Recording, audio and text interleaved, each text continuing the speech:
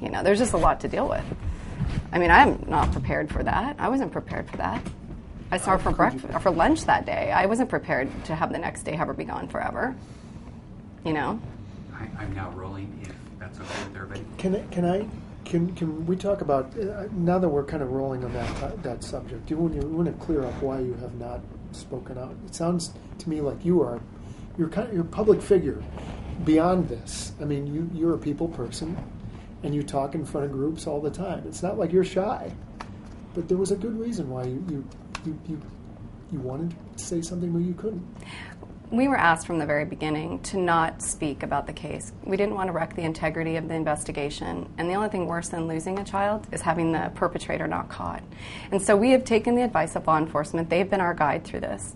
It's been difficult, but it's more difficult than you'd imagine. Wendy, I'm sure that every day is just probably a new test, and getting through it and having all the scrutiny and the people approach you, and I know you said they said, God Almighty, I don't know what to say. And you said, I don't know what to say either. But there is something that a seed you'd like to plant, and maybe have that grow into something. What is that you want them, the people approach you, to people that watch this, anybody? What is the one thing that you want them to understand? Well, I really think that it is time for someone to step forward and help solve this case. I know that you out there know who did this, and it's important to my family and I for you to bring that person forward.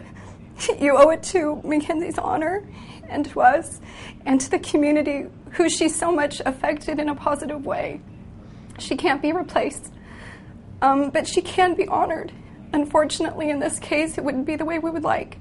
But I would ask you to please think about that and please come forward. Your tips mean everything.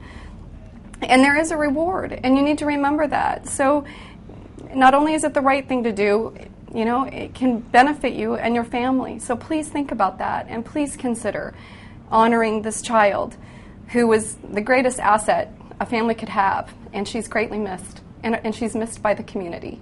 And I would appreciate you considering calling Rivercom or even the anonymous tip line at Crime Stoppers and tell us what you know so that we can solve this case. I'd appreciate it. About people who think, well, what I know may not solve it. A little bit. The little baby steps, wouldn't that mean a lot? You know what? It's going to just take that one special little thought. You have to think outside the box. That's what they've told us from the beginning. We've been an integral part of this investigation because, of course, we want this case solved. We don't want to be in the situation we're in. And I think you should think outside the box, and even if it's a silly tip, it could be the answer that they're looking for. They have a lot of evidence. They just don't have the right tip. So please consider calling in. Why is this step important for somebody in your position? They would say, there might be some people would say, you know what, let the police do their job, but there's got to be an angst that I can't even comprehend. Why is this part important for closure, or is that an overused word? Is there ever closure? There's never going to be closure for us, for our family, and probably not for the community. This is an important step for us so that we can start the grieving process properly, because right now we're in a state of flux, of angst, of an abyss where we don't know what comes next, and we really want to solve the case so we can continue to honor Mackenzie and her memory. Unfortunately, not in the way that we would have liked to have honored her. She was a great asset to the community, and to have known her made you happy. I mean, she was a great person, and she's terribly missed. But we have to honor that person that she was and the person that she would have become, because I never get to see that. Never get to be the grandma. Her brothers don't get to be uncles. And it's important that people call that tip line. Even if it's a silly tip, it might be the one that they need to gather the last piece of evidence to convict or to arrest this person and get them convicted. And put the pain aside for a bit and help to let the community move on. justice will do that. You believe that? I think the ultimate justice will be in eternity, but I think that the justice right now is necessary. It's deserved. I think that whoever did this to Mackenzie needs to be punished for it. And I think that whoever knows that did this to Mackenzie needs to come forward. Look at, but there's fear here. And there deservedly should be fear here. Somebody or some people did this to Mackenzie. And no one really feels as safe as they'd like to feel in this great hometown of Wenatchee.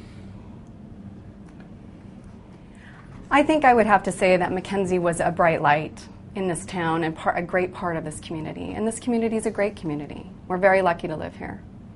And maybe she's that new star that's up in heaven right now. But she was a bright sunshine light, and every time the sun shines, many people email me or Facebook me and say, Mackenzie's looking down on us, and we feel warm.